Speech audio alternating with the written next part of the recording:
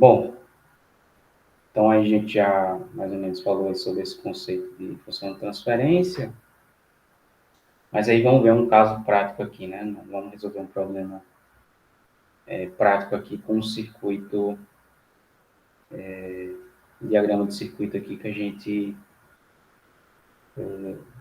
possa, possa trabalhar, né, explorar esses conceitos. Então a gente tem aqui nesse diagrama de circuito, esse circuito aqui, né? Então veja que essa fonte ela está conectada a esses elementos, né? Esse capacitor aqui está com os terminais em curto, né? E aí esse circuito, né? Diz que em t igual a zero esse circuito está em regime estacionário. E aí essa chave vai abrir, né? Em t igual a zero. Esse capacitor aqui vai, os terminais eles estavam em curto, agora esse capacitor vai entrar no circuito, né? E nessa situação aqui, né? A gente tem que, nesse problema em particular, a gente tem que encontrar resolver alguns pontos aqui, né?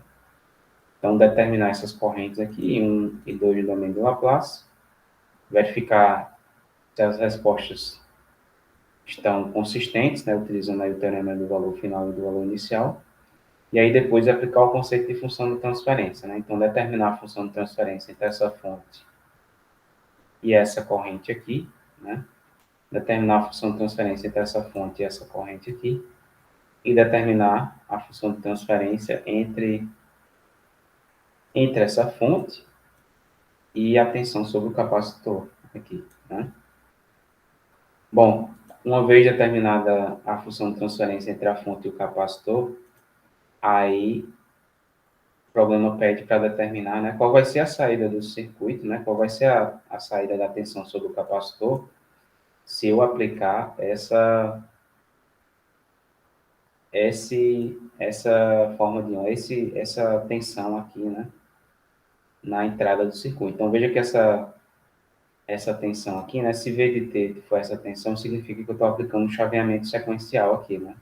Então em T igual a zero a fonte vale zero, em zero eu ligo a fonte de tensão, ela vai para 2 volts, depois ela vai mudar o valor para menos 1 volt, né, vai ter uma variação instantânea aqui para menos 1 volt. Então aqui eu tenho um chaveamento acontecendo, né, equivalente a um chaveamento. E depois, em 2 segundos, ela tem um segundo chaveamento, né, que ela sai de menos 1 para 0, né, novamente. Então aqui eu vou ter 1, 2, 3 chaveamentos, né, um chaveamento sequencial com três estágios aí, né. Então veja que é um problema de chaveamento sequencial, que no caso se vocês lembrarem, né, do conteúdo do segundo estágio, isso aqui daria um certo trabalho para a gente resolver analisando o circuito diretamente, né? Lembrando a metodologia que a gente aplicava para resolver esse problema no segundo estágio, aqui a gente vai ver com esse conceito de função de transferência, né? De certa forma vai ficar mais fácil, né? A gente trabalhar com esse problema aqui em particular, né? Por exemplo. Certo? Tudo bem até aí, pessoal? Alguma dúvida?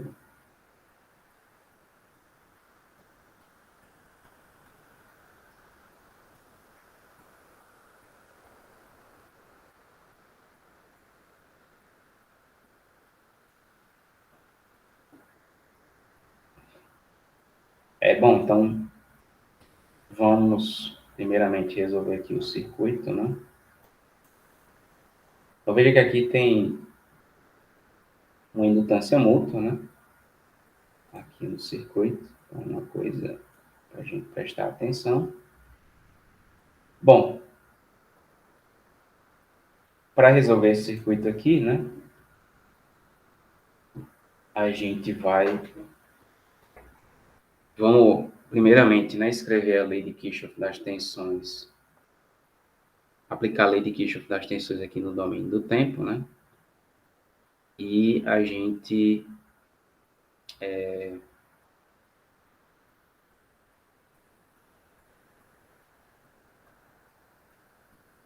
e a gente,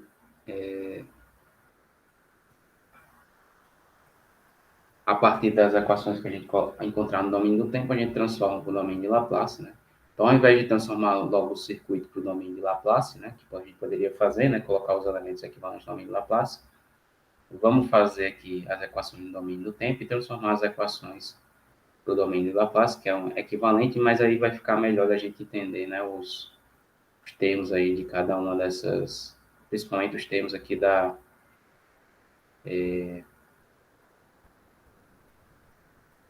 principalmente os termos dessa indutância mútua, né?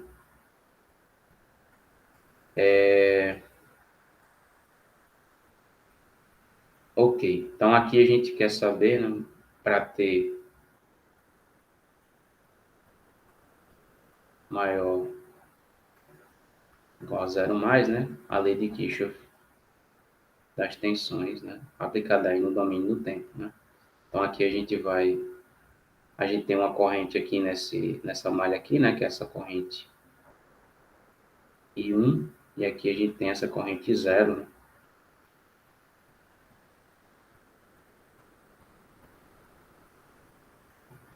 Nessa segunda malha aqui tem esse acoplamento magnético aqui, né, mediando uma transferência de energia aqui entre essas duas malhas. Bom, então aqui, né, bom, lembrando que nessa situação, né, essa fonte aqui vale 12 volts, então é dito inicialmente, né, que o valor dessa fonte aqui é 12 volts, né. Então agora se a gente sai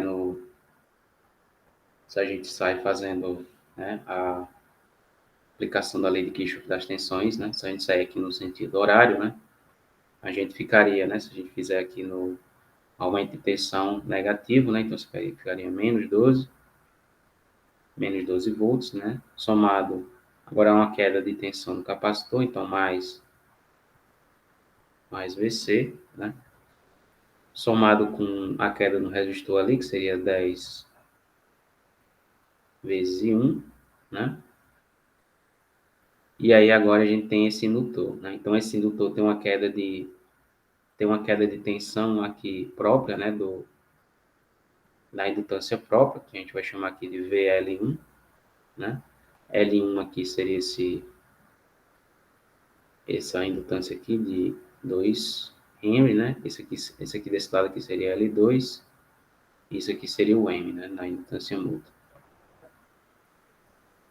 Bom, então eu tenho uma queda aqui de tensão L1, né?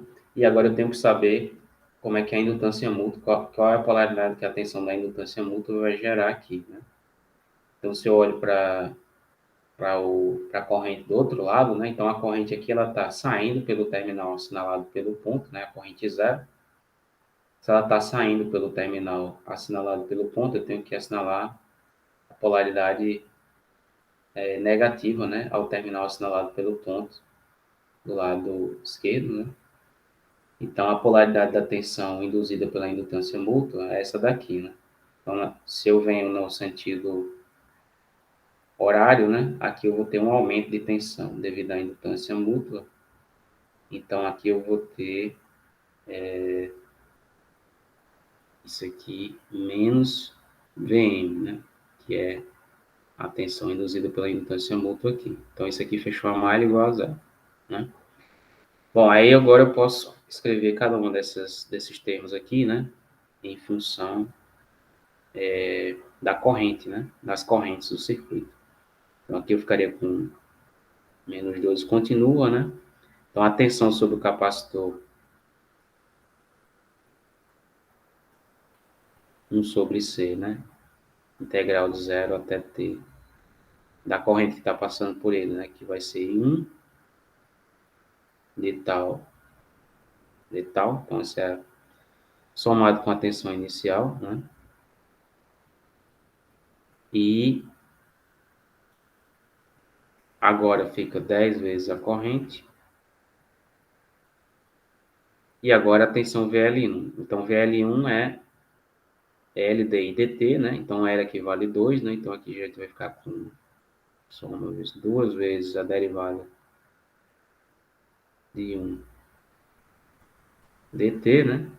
Menos a indutância mútua, né? Que vale 2. vezes a derivada da corrente zero, né? Que é a tensão induzida pela indutância múltipla pela variação da corrente zero. Então, DI zero, dt, né? Então, isso aqui é igual a zero.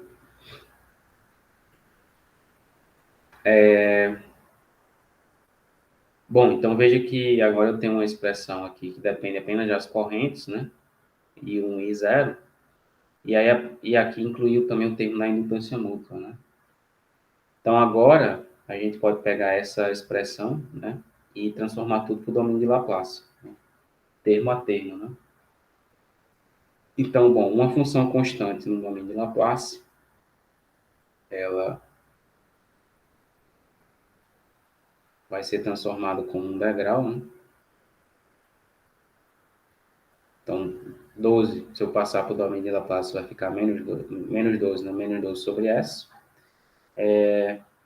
Integração no domínio de Laplace equivale a uma divisão por S, né? Então, aqui vai ficar 1 sobre SC, que é, no caso, fica a impedância do capacitor, né? Vezes I1, né? Então, I1 é a corrente I no domínio de Laplace, a transformada da corrente I1. Se eu tiver multiplicação por uma... Bom, a tensão inicial no capacitor, né? É zero, né? Porque se o circuito está em regime estacionário, esse capacitor está em curto, né? Quer dizer, a tensão inicial dele é zero. Então, esse termo aqui, a gente sabe que é zero, então nem se preocupa com ele. Próximo termo, né? Vai ser resistência vezes a corrente 1. Depois a gente tem a derivada da corrente 1, né? Então, soma duas vezes a derivada, só que a derivada é S vezes menos o valor inicial, né? Da corrente. Então, isso aqui é a propriedade que a gente tem aí da transformada operacional, né? Da transformada de Laplace. Então, isso aqui, para esse termo aqui, fica faltando só o termo da corrente zero, né? Mas isso aqui também vai ser duas vezes S novamente, né? Zero menos o valor de zero no instante inicial. Certo? Isso aqui é igual a zero. Então, agora a gente tem a equação do domínio de Laplace, né? Só que tem duas informações que a gente não viu ainda, né? O valor inicial da corrente 1 e o valor inicial da corrente zero, né? Então, para a corrente 1, né? Como a gente sabe que o circuito estava em regime estacionário, né? Antes dessa chave abrir, bom, esse capacitor não está nem aqui, né? Tem apenas um curto aqui, né? Esse indutor está se comportando como um circuito curto, né? Circuito, então não tem corrente variando no regime estacionário. Então essa corrente aqui, I0, ela está constante. Essa corrente 1 está constante, né? Então essa corrente 1 vai valer, né? No caso, como aqui eu tenho apenas um curto e um resistor, né? Vai valer o valor da tensão dividido pela resistência, que vai dar 1,2, né? Então aqui a gente já sabe que o valor de 1 um zero menos, que é igual ao valor de 1 zero mais, ou seja, o valor de 1 inicial é igual a 1,2, né, ampere.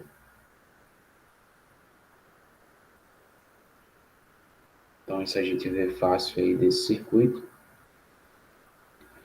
E o valor de zero? Bom, o valor de zero, e zero não tem nenhuma fonte de energia aqui, né? Então, quando esse circuito aqui estiver em regime estacionário, né, não tem tensão induzida pela essa corrente 1 aqui, não tem pela indutância mútua, né? E também, né, se passar um tempo, se tivesse alguma energia armazenada nesse indutor aqui, ela já teria sido dissipada pelo resistor, né? Então, aqui, no regime estacionário, zero tem que ser igual a zero, né? Então, zero, zero menos, igual a zero, zero mais, que é a corrente inicial, e zero, que é zero, né? Então, aí a gente sabe quem é agora esse sujeito aqui e esse sujeito aqui, né? E aí, agora a gente pode escrever essa como é que fica essa expressão aí, né? Essa equação. Então, sabendo os valores iniciais aí das correntes, agora a gente pode escrever aqui a equação que a gente obteve, né, para a primeira malha, então menos 12. Bom, esse 1 sobre C, né, 1/4 é 1/4 milifarad, né, que é equivalente a 250, né? Então, 1/4 mili vai dar 250. Então, aqui a gente fica com 250 sobre S vezes I1. Depois a gente tem 10 vezes I1. E depois aqui a gente fica com somado, né, 2S. O valor de 0,1 é 1,2, né? Então, 2 vezes menos 1,2 dá menos 2,4. E esse último termo aqui, já que isso aqui é zero, né, vai ser menos 2S vezes zero. Isso aqui vai ser igual a zero, né? Então, essa é a primeira equação que a gente tem aí. A gente ainda pode simplificá-la, né? Se a gente multiplicar tudo por S. Então, multiplicando tudo por S aí, ficaria menos 12 mais 250 e 1 mais 10 vezes S e 1 mais 2S ao quadrado e 1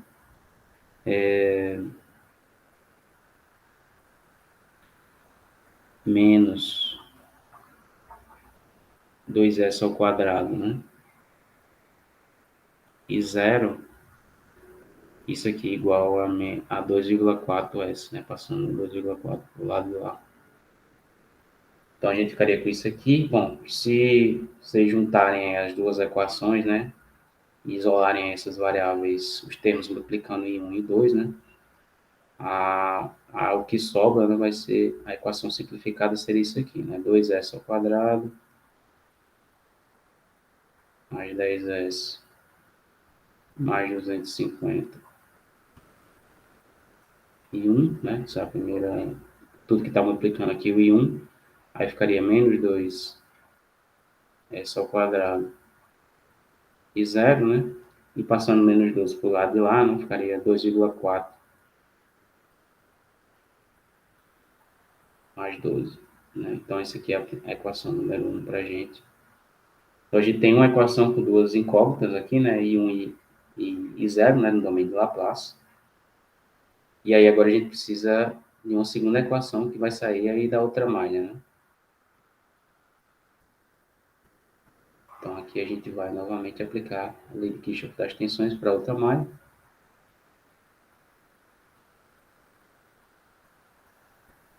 Então, na outra malha a gente ficaria com o seguinte, né? Se a gente sai aqui no...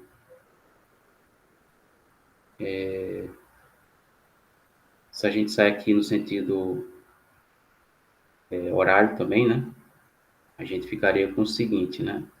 A tensão induzida pela indutância própria, né? VL2. Aí agora vamos ver, né? A polaridade da indutância mútua. Então aqui a gente tem corrente.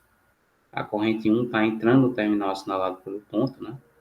Então, se ela está entrando pelo terminal assinalado pelo ponto, tem que ser polaridade positiva no terminal assinalado pelo ponto aqui do lado direito, né? Ou seja, essa tensão induzida pela indutância mútua, né, tem um sinal contrário ao sinal da indutância própria, né? Já que as polaridades aí estão trocadas, né? De uma para outra. Então, aqui seria menos Vm, certo? E passando aqui pelo resistor, a gente teria uma queda de 50, né? De 50 vezes zero, né? Então aqui mais 50 vezes zero, isso aqui igual a zero, né? Então, novamente, se a gente escrever aqui na expressão, né? No função das correntes, a gente ficaria com indutância própria seria 4, né? 4 vezes a derivada de zero no tempo, isso aqui me dá a indutância própria. A indutância mútua, 2 multiplicado pela derivada da corrente que está do outro lado, né, d1 dt, né? E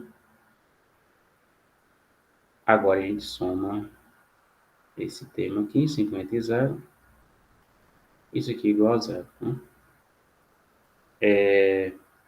Bom, aí novamente, né, vamos passar isso aqui agora para o domínio de Laplace, né, aplicando a transformada de Laplace aqui dos dois lados. Então isso aqui ficaria 4 vezes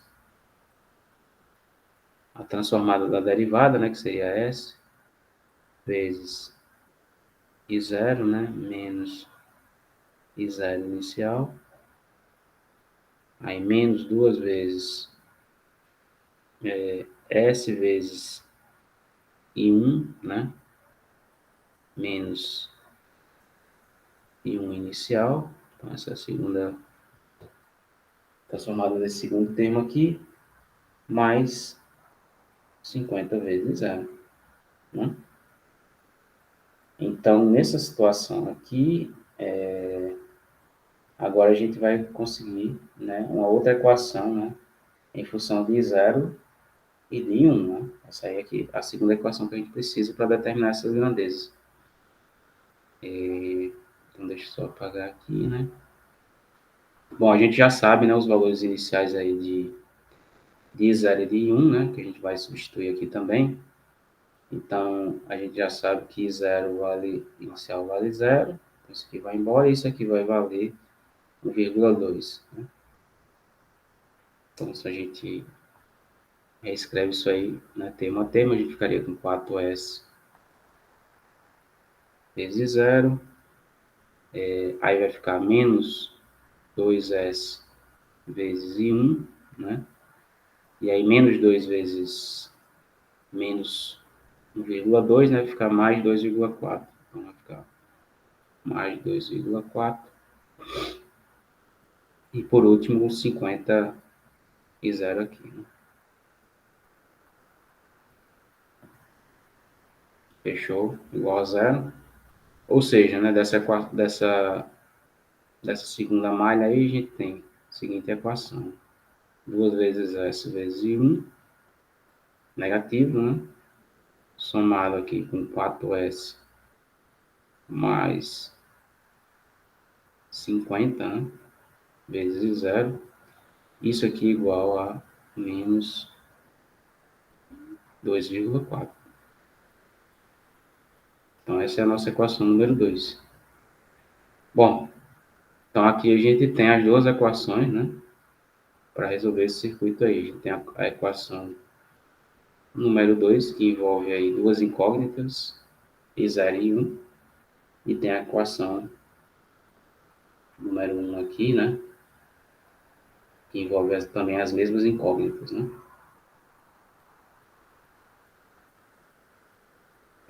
I0 e 1. Então agora a gente tem que pegar essas duas equações, resolver o sistema, né? E achar que são essas funções aí, 0 e 1, né? Para a gente resolver lá a primeira parte do problema. Tudo bem até aí, pessoal? Não sei se alguém está com alguma dúvida. Então veja que aqui a gente fez o percurso, né, de pegar o circuito no domínio do tempo, escrever as equações lá no domínio do tempo e passar as equações para o domínio do Laplace, né? A gente poderia ter feito também, né, transformado cada elemento no circuito para o elemento equivalente no domínio do Laplace e resolvido lá também, daria na mesma, certo? Eu só fiz assim porque geralmente essa questão da indutância mútua aqui, né, confunde, confunde vocês às vezes, né? Aqui a gente fez assim para, de certa forma, deixar um pouco mais claro isso aqui, né? E talvez aí dar uma luz, né? Às vezes o pessoal que se confunde com isso aqui, mas aqui você poderia resolver isso aqui também tudo diretamente no domínio de Laplace, né? Você só teria que incluir a indutância mútua como sendo um outro termo aqui, né? Com uma indutância e uma condição inicial, né? No caso da condição inicial dessa corrente aqui, a gente sabe que é zero, então não teria fonte desse lado aqui, mas teria uma fonte desse lado aqui, oriunda da corrente inicial de 1, né? Quando você colocasse o elemento, a impedância equivalente aqui na indutância mútua. Mas, quer dizer, as duas formas de resolver vão dar na mesma resposta. Bom, então, encontradas essas equações aí, né, vamos resolver esse sistema, né? Então, veja que eu já estou com o sistema montado aqui, né? Então, a nossa primeira equação foi essa daqui, 2s ao quadrado mais 10s mais 250 vezes I1, né? Somado com menos 2s ao quadrado e zero, né? Isso aqui igual a 2,4s mais 12, né? Então, essa foi a primeira equação que a gente encontrou. A segunda foi essa daqui, menos 2s vezes I1, 4 vezes s mais 50 vezes I0, né?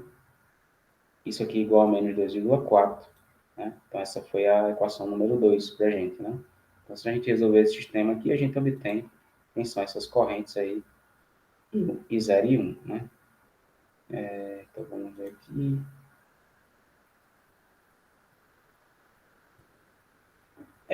Então, tá aí, né? Essas correntes que a gente tem, né?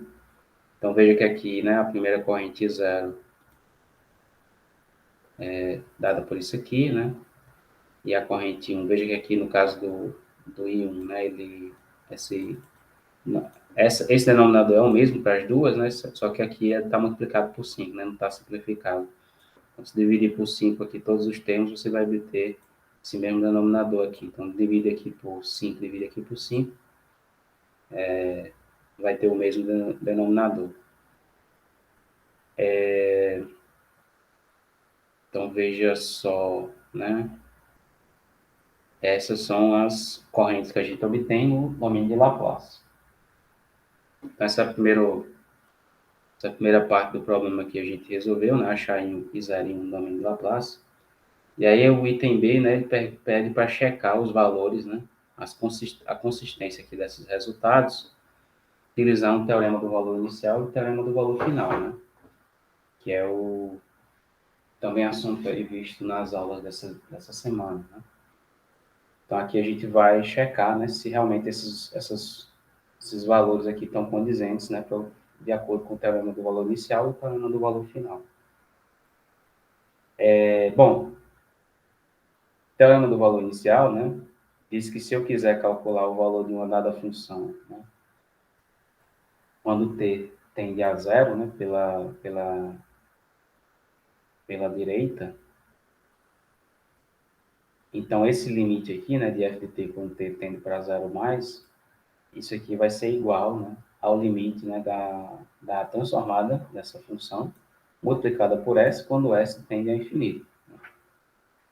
Então aqui, né, com esse teorema do valor inicial, se a gente quiser checar se esse resultado aqui para I0 e para I1 estão corretos, né, se a gente aplicar o teorema do valor inicial nessas duas expressões aqui, a gente tem que obter os valores iniciais dessas correntes, né, no domínio do tempo.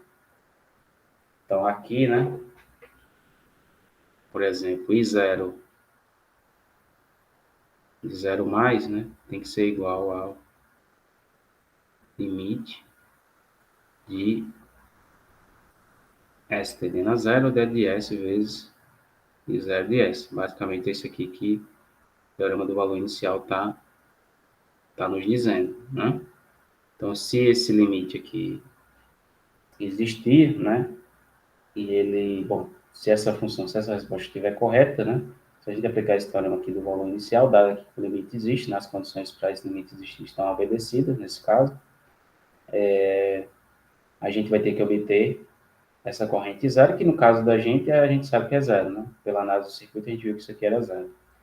E a corrente 1 tem que ser pode ser obtida também pela mesma aplicação desse mesmo limite, só que o limite de S vezes 1 de S. Né? Então, isso aqui tem que dar aproximadamente, ou tem que dar igual a 1,2, né? Isso aqui foi o valor que a gente especificou, né, na análise do circuito lá, né? Quando a gente fez a análise do circuito, certo? Então, a gente já tem as respostas no domínio de Laplace aqui, agora a gente tem que calcular esses dois limites, né? Calcular o limite aqui de S vezes isso aqui, né?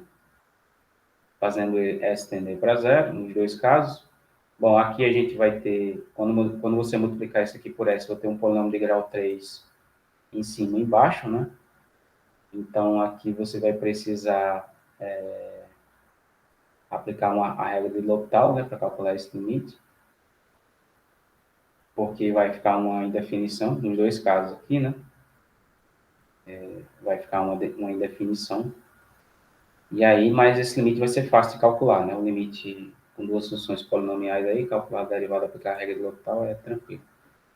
Então, para fazer na mão, são uma verificação simples de fazer. Só que aqui a gente vai também utilizar, a gente pode também utilizar diretamente o SymPy, né, para fazer esse cálculo. Então, aqui eu vou usar essa função aqui, limite, né, do SymPy. Vou definir a função que eu quero que ele calcule o limite, que é S vezes, primeiro limite, né, da corrente zero, S vezes zero, né, no domínio de Laplace, com S, né, tendendo a infinito. A infinito, essa variável aí, infinito, né, eu defini como sendo o infinito aqui do SymPy, né, anteriormente. Né? Então, esse inf ty, né, equivale ao infinito aqui do SymPy, que eu coloquei só para simplificar a escrita. Certo? Então, limite de S tendendo a infinito aqui, né? Nesse caso, eu estou calculando isso aqui, né? Para I0, e estou calculando também o limite, esse mesmo limite para I1, né? S vezes I1. Então, se a gente faz isso aqui em roda, né? Ele dá diretamente, né? Então, para I0, o cálculo do limite deu 0, né? Que é o que a gente esperava, e para I1, né? O cálculo do limite deu 1,2, né? Então, tanto essa expressão aqui como essa expressão aqui estão de acordo, né?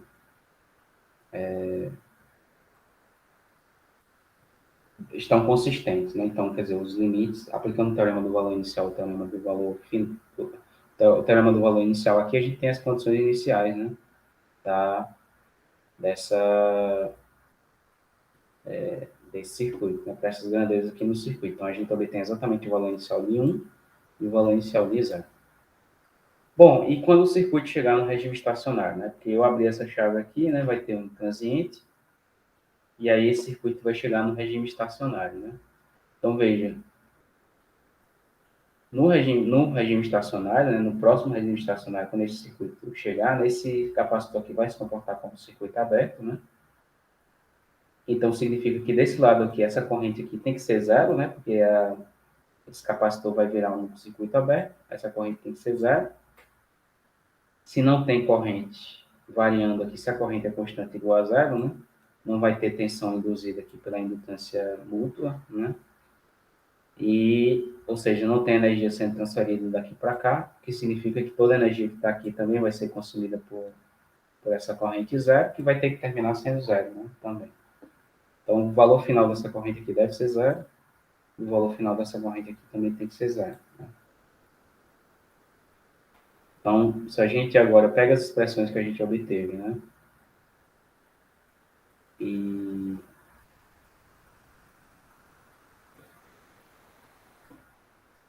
tenta verificar, né? A gente pode agora aplicar o teorema do valor final, né? Para tentar verificar se esses valores de regime estacionário vão realmente se verificar nessas expressões que a gente obteve. Né? Então, uma segunda checagem aqui. Né? A gente checou o teorema do valor inicial e agora vamos checar com o teorema do valor final. Né? Então, o teorema do valor final diz o seguinte, né? O valor final de uma dada função, né, no domínio do tempo, quando eu faço t tendendo a infinito, tem que ser igual, né, ao limite, né, de s vezes a transformada dessa função quando s tende a zero. Né? Então, esse teorema aí, né, ele vai ser aplicável, né, toda vez que a função ela tem todos os polos, né, do lado, uma parte real, todas as raízes, né, da função, a parte real de todas as raízes é negativa, né? Significa que você vai ter um sistema estável, né, que tem todos os polos do lado esquerdo, né, do plano complexo. E nessa situação aqui, né, é que também vai ser obedecida por essas funções, né? Então aqui essa condição também é obedecida, né? A gente vai poder calcular esse limite, aplicar o teorema do valor final, né? Então aqui novamente, né, vou calcular o limite de S vezes I zero, né? Com S agora tendendo a zero, né? Não a infinito. E a mesma coisa para I1, né? Então, para essas duas situações, para esses dois cálculos, eu devo obter, né? Se fizer esse limite aqui, o valor final dessas grandezas. E aí, novamente aqui fazendo tudo direto, né? Então, o valor final de zero deu zero e o valor final de 1 deu zero, né? Como eu vou esperar. Ou seja, né? Essas duas correntes aqui que a gente obteve, né? Os dois resultados do teorema do valor final e do teorema do valor inicial, eles corroboram, né? Ou seja, estão consistentes. Então, realmente, o valor final, os valores finais de corrente que a gente espera para o circuito estão obedecidos, né? Então, as expressões estão de acordo com o valor final e também com o valor inicial, né? Que é um indicativo que a resposta está correta. Bom,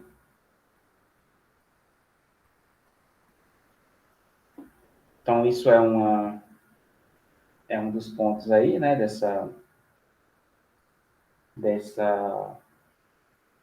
dessa resolução. E, bom, o que é que a gente pode fazer aqui com essas correntes, né? A gente uma vez que a gente sabe essas correntes aqui, a gente pode determinar qualquer grandeza aqui, né? Então, sabendo essa corrente I1, por exemplo, I1 de S, a gente pode calcular a tensão sobre esse capacitor, tensão sobre esse resistor, tensão sobre esse indutor, né? Então, qualquer elemento aqui que a gente esteja interessado em determinar tensão, né? A gente pode fazer o cálculo dessas correntes aí. Então, aqui, por exemplo, vamos fazer o cálculo dessa corrente no capacitor, né? Então, da tensão no capacitor, desculpe. Então, a tensão no capacitor, né, vai ser 1 sobre SC, né, multiplicado pela corrente 1, né, a corrente que passa pelo capacitor. Vou deixar mais claro aqui. 1 sobre SC é a impedância do capacitor, né, multiplicado pela corrente 1 que a gente obteve, né. Aqui eu estou colocando o valor de C, né, que é 4 10 a menos 3, 4.000. Então, se a gente roda isso aqui, né, o que é que a gente obtém para o capacitor, né? Então, a gente obtém esse negócio aqui, né? Então, uma tensão, né? Aqui você vê que tem um polinômio de grau 4, né? Então, aqui a gente tem 4 raízes, né? Uma raiz aqui a gente já vê que é zero, né?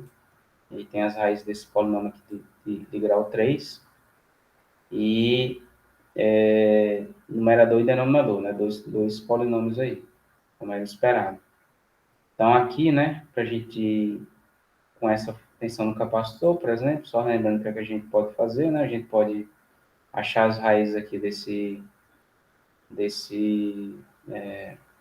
denominador.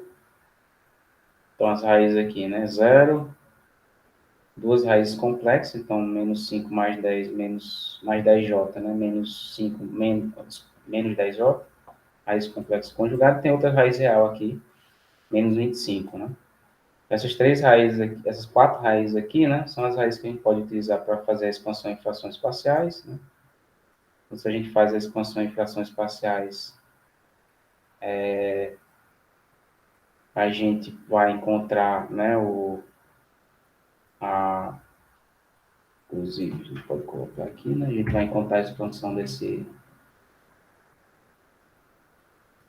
dessa função, Bom, aqui vocês, obviamente, né, podem fazer na mão aqui diretamente, fazer os cálculos para determinar as frações, né, que a gente vai ser rápido, vamos usar aqui a função que a gente já tem aqui, né.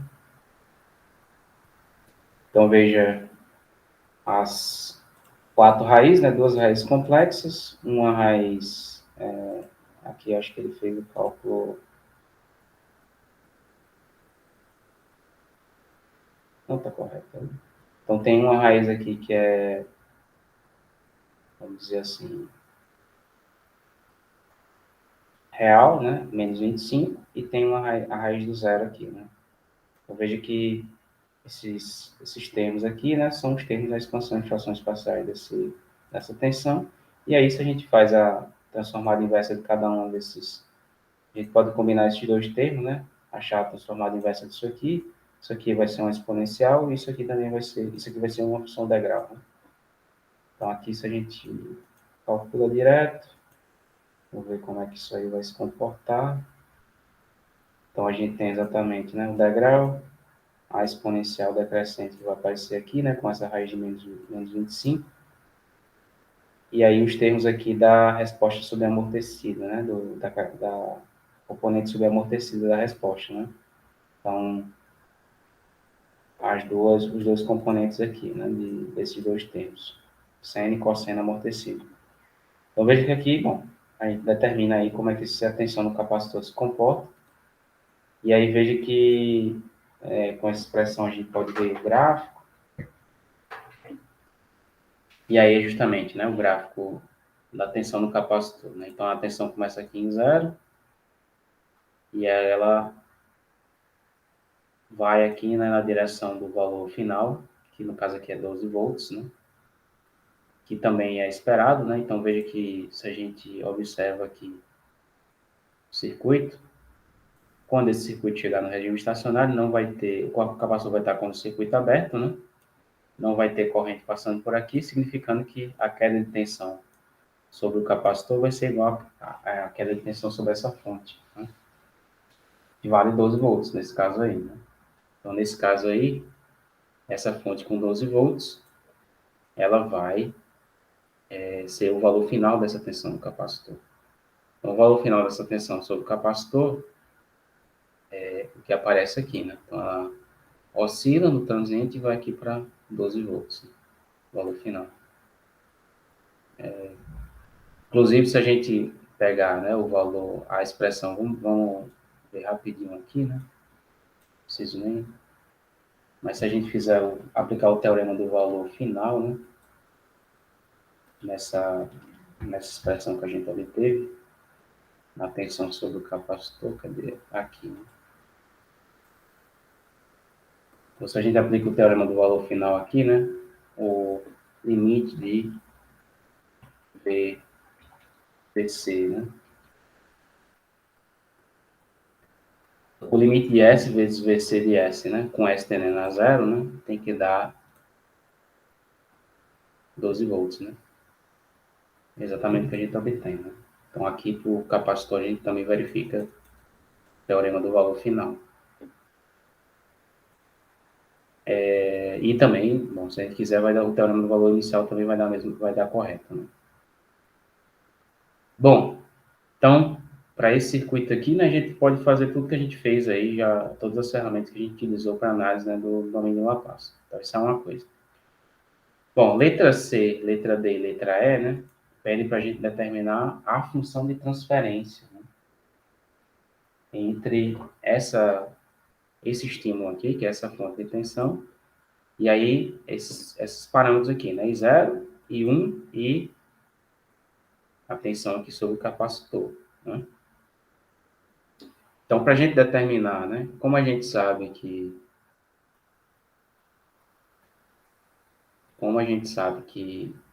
por exemplo, se eu tiver um sistema desse tipo aqui, né, que eu tenho a função de transferência, o meu estímulo é uma variável, é uma função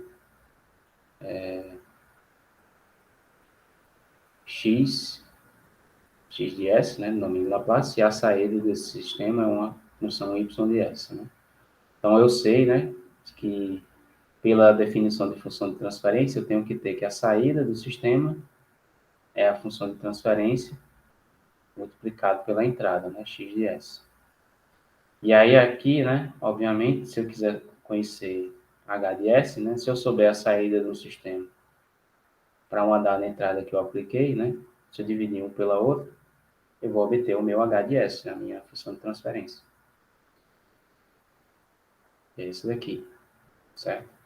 Então, nessa situação aqui, né, a gente, para determinar essas funções de transferência aqui, a gente precisa saber um estímulo que foi aplicado ao circuito e a saída, né, relacionada àquele estímulo. Então, um estímulo que foi aplicado e a saída, dividir um pelo outro e a gente acha essa função de transferência para cada uma dessas grandezas aí, né? Então, se a gente começar aqui por E0, né? Bom, primeiramente, né, qual foi o estímulo aplicado aqui? Bom, o estímulo aplicado foi esse cara aqui, né, V de T, né? E V de T a gente sabe que vale 12 sobre S, né? Então, V de S, né? Esse estímulo aqui que é aplicado, que foi aplicado no circuito, vale isso aqui. E aí, bom, para a gente determinar a função de transferência entre I0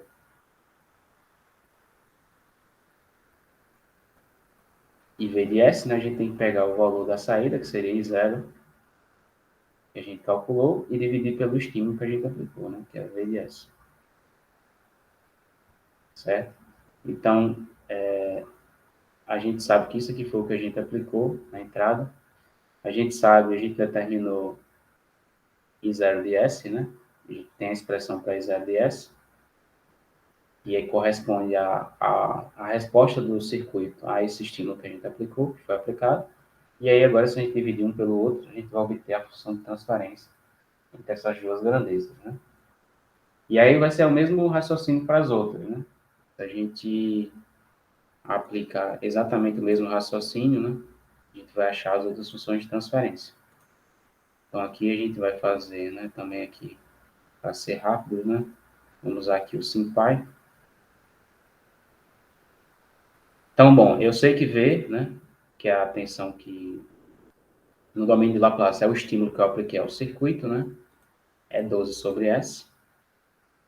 E aqui, para determinar essa função de transferência H0, né? Eu vou pegar a minha corrente, que eu calculei no domínio da Laplace, 0 de S, e dividir pelo estímulo, né? O estímulo é justamente isso aqui, né? A fonte, a transformada de Laplace da fonte que eu apliquei. Então, se eu faço esse cálculo aqui agora, né? Eu obtenho isso aqui, né? Então, isso aqui é a minha função de transferência para... É a função de transferência entre a fonte de tensão e a corrente zero, certo? Então, veja que a função de transferência sempre está relacionada a duas grandezas do circuito. Então, é a função de transferência da fonte de tensão para a corrente zero, né? Eu posso calcular também, da mesma maneira, né, a função de transferência da fonte para a corrente 1, né? É só dividir a corrente 1 novamente por isso aqui, né? Eu vou obter essa função de transferência da fonte para a corrente 1. Então, se eu rodar aqui, então veja que é diferente, né? Essa função de transferência aqui, entre V e a corrente 1, é diferente da função de transferência entre V e a corrente I0, né? Então, o numerador aqui é diferente. O denominador é o mesmo, né? Mas o numerador é diferente, né? Então, são funções de transferência diferentes. E eu posso também achar a função de transferência entre a fonte, né, e a tensão sobre o capacitor, né? É só dividir a tensão do capacitor sobre a tensão da fonte, novamente, né? Então, aqui,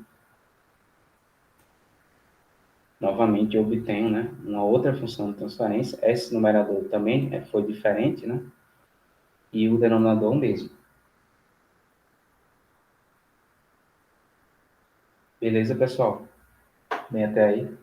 Então, obter função de transferência, né? Uma vez que você resolve aí o circuito para um dado estímulo, né, é simples, né? Você pegar as grandezas que você calculou e dividir pela transformada do estímulo que você aplicou ao circuito. E aí você tem a função de transferência entre aquela grandeza e aquele estímulo em particular, certo? Então, para cada estímulo que você aplica no circuito, né? No caso aqui, se eu tivesse um circuito, por exemplo, com mais de uma fonte, se eu estivesse aplicando, vamos supor, tivesse alguma outra configuração aqui que eu tivesse mais outra fonte independente, né? Então, aí você aplicaria, por exemplo, o princípio da superposição, né? Que você teria a saída. Então, se eu imagina aí se eu tivesse, por exemplo, para essa corrente zero, né? Se eu tivesse duas pontos de tensão aqui no circuito afetando essa corrente zero. Então, essa corrente zero, no domínio de Laplace, ela teria contribuições, né, de duas fontes de tensão. Então, teria uma função de transferência H, H0, né, vamos chamar aqui de 1 de S, né, que multiplicaria, por exemplo, V1 de S. Então, essa aqui seria a contribuição da primeira fonte de estímulos. Depois você teria uma outra função de transferência H02, né, de S. Então, isso aqui seria a segunda fonte de estímulos. E assim sucessivamente, né? Então, se você tivesse mais de uma fonte aqui, né? A resposta, a resposta que você tem no domínio de Laplace, né? Seria um somatório aqui, né? De funções de transferência associadas a cada uma dessas fontes independentes, né? Certo? Então, geralmente a gente trata aqui para ser mais simples, né? Do caso que só tem uma fonte de estímulo, mas o conceito vai ser válido, né? Se você tiver várias fontes, é apenas aplicando o princípio da superposição, certo? E a gente vai conseguir, se a gente aplicar o princípio da superposição, a gente vai conseguir escrever, né, o comportamento de uma dada grandeza em função de vários estímulos, não apenas um estímulo, mas vários que a gente tem aí no circuito. Bom, então aqui a gente determinou, né, essas funções de transferência, H0, H1 e HC, né? E, bom, o que foi que a gente ganhou, né, fazendo esses cálculos, né? Qual é a informação que a gente ganha fazendo esses cálculos? Bom, se eu sei a função de transferência, se eu sei quem é H0, né, se eu sei quem é, eu já sei quem é isso aqui, então agora eu posso esquecer o circuito, né, que eu tenho ali. Então eu simplesmente posso ignorar agora o que está lá no circuito, e aí eu posso montar o seguinte diagrama de blocos, ou o seguinte sistema, né? Então isso aqui agora é o meu circuito, né? Aqui a gente tem a corrente zero de S, e aqui a gente tem a fonte de tensão, né, na entrada do circuito. Então agora, né, para qualquer valor que eu escolha dessa fonte de tensão, então se eu mudar essa fonte de tensão aqui de 12 volts para qualquer outra fonte, seja ela uma fonte constante ou se seja uma fonte que eu vou fazer algum chaveamento sequencial, independente do que seja essa fonte, né? E agora eu vou poder determinar essa corrente zero sem ter que ir no circuito e resolver o circuito novamente, né? Por quê? Porque se eu sei a função de transferência, né, eu vou achar isso aqui diretamente multiplicando essas duas, fazendo o produto entre essas duas transformadas aqui, né? Sei a função de transferência, se eu mudei isso aqui, só multiplico novamente essas duas e vou obter novamente a saída desse circuito. Então isso aqui me poupa, né, o trabalho de ir lá no circuito e reanalisar tudo novamente, né, para uma nova fonte de tensão. Então não é mais esse procedimento não é mais necessário se você souber essa função de transferência. Então veja que isso aqui salva bastante trabalho, né? Porque se você tem um dado circuito, né, e você deseja alterar essa fonte de estímulo, né, de alguma forma, eu não preciso mais ir lá, reaplicar as leis de Kirchhoff para obter um novo sistema de equações, não. Sabendo isso aqui, eu já sei tudo, né? Eu sei tudo que eu preciso saber para descrever o comportamento, né? A relação entre essas duas grandezas aqui. Então, agora eu posso simplesmente dizer o que a gente vai modelar, colocar o circuito dentro de uma caixa preta, né? Que tem uma entrada,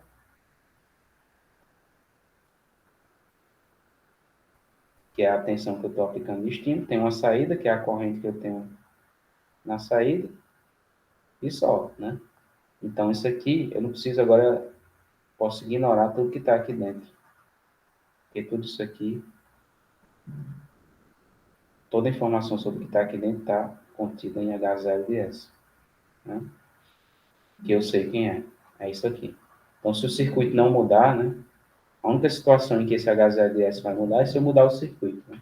Se eu pegar o circuito e, por exemplo, alterar a configuração do circuito. Aí não, aí a função de transferência vai mudar. Então, se eu pegar esse circuito aqui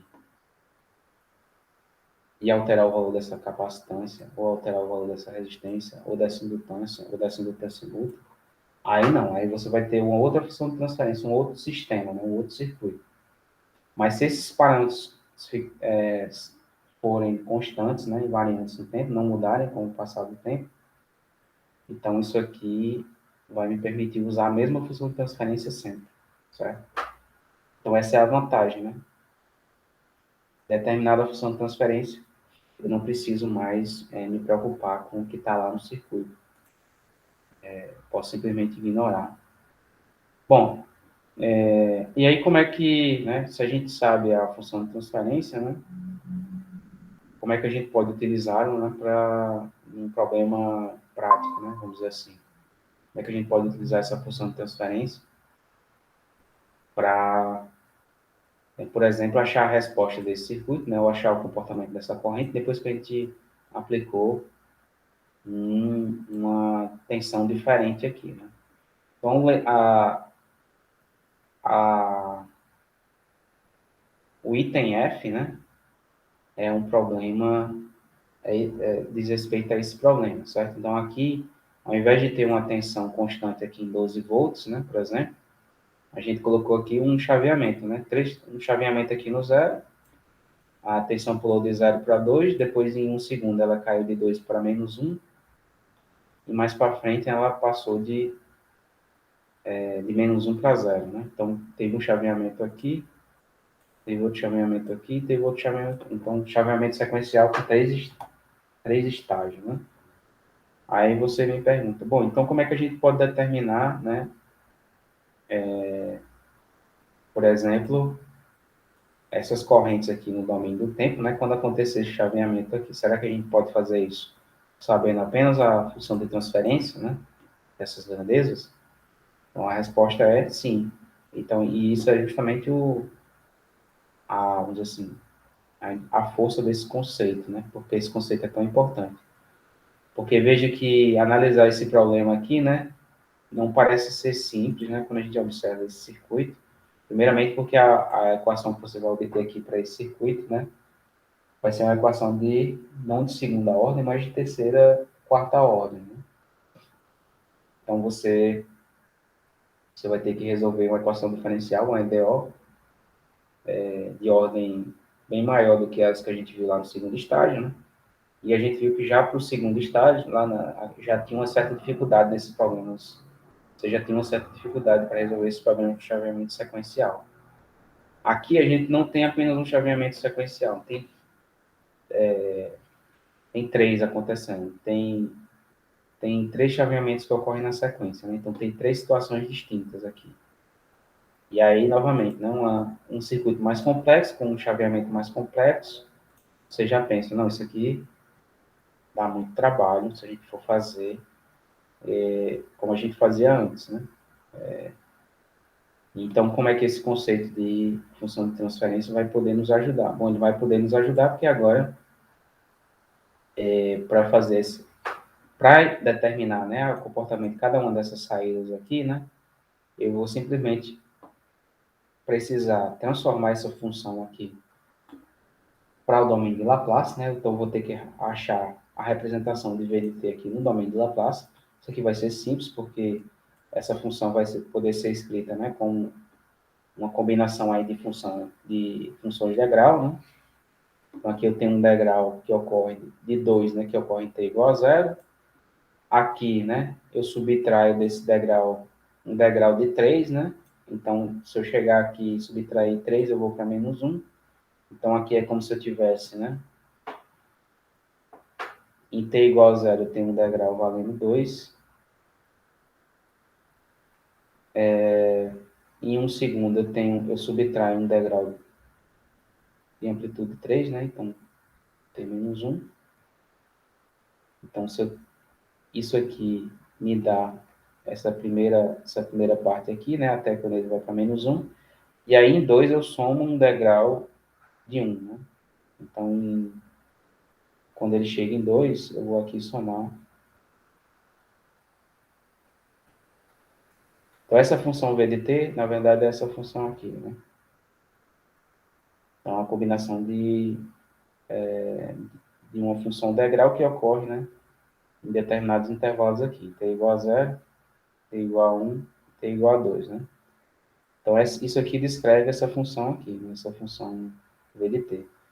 Bom, essa função aqui, se eu passar para o domínio de Laplace, né, também consigo achar isso aqui de maneira bem simples, né? Então, isso aqui seria 2 sobre s, chamada do degrau. Aqui ficaria menos 3 sobre s, mas está atrasado, né? Então, se está atrasado, tem que multiplicar pela exponencial de menos o atraso vezes s, né? No caso aqui, menos 1 vezes s, que vai dar menos s. E mais para frente a mesma coisa. Então, aqui vai ficar 1 sobre s, transformada do degrau, e um atraso aqui de 2, né? Então, ela vai dar menos 2s. Então, isso aqui, né, é a representação do domínio de Laplace dessa função v de t, né? Isso aqui já inclui esses 3 chaveamentos, né? Aí você me pergunta, bom, e agora para encontrar I0, I1 e VC de S? Bom, agora eu só preciso pegar isso aqui e multiplicar pela função de transferência que eu encontrei, né? E eu vou achar. Se eu pego essa expressão aqui, multiplico por H0, né? Eu vou achar a minha corrente zero no domínio de Laplace. Se eu pego essa expressão aqui, multiplico pela função de transferência H1, eu vou achar a corrente 1. E se eu pego isso aqui e multiplico pela função de transferência HC, eu acho a tensão VC, né? Que é a tensão sobre o capacitor. Então, isso aqui, né? Agora, esse problema que parecia muito complicado, ele agora não vai ser tão complicado de resolver no domínio de Laplace. E, obviamente, né, uma vez que a gente resolveu, achou essas expressões aqui, aí a gente pode voltar do domínio de Laplace para o domínio do tempo, né? E achar a expressão correspondente no domínio do tempo. Certo? Então, essa é a ideia. Então, veja que, ao representar isso aqui no domínio de Laplace, né? Isso aqui para a gente vai nos poupar bastante trabalho na análise, quer dizer, nos pouparia bastante trabalho se a gente estivesse resolvendo esse circuito diretamente no domínio do tempo, né? Por meio de equações diferenciais, porque cada uma dessas transições aqui a gente teria que analisar a condição inicial, condição, as energias iniciais nos capacitores, né? E aí cada situação dessa aqui a gente teria uma resposta para analisar, né? E, bom, uma equação diferencial de ordem 4, né? Nesse circuito aí, deixaria bastante trabalho para a gente. Mas aqui, né? Eu vou resolver tudo com uma multiplicação entre a função de transferência, essa função aqui, e depois fazer a transformada de volta para o domínio do tempo, né? Então, caminho bem mais fácil para resolver esse problema.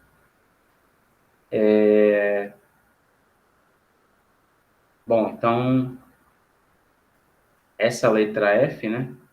A gente já viu aqui como é que a gente vai fazer, mas por hoje a gente vai encerrar por aqui. Na próxima aula, né, a gente vê o finalzinho da resolução desse problema, né? Então a gente vê como é que a gente faz para achar essa função com a... Bom, como é que a gente faz para achar, né, a resposta pela função de transferência, né, fazendo esse produto, e depois como é que a gente acha a função no domínio do tempo, né, saindo no domínio de Laplace. Bom, então, deixa eu encerrar a gravação aqui, a gente pode encerrar por hoje.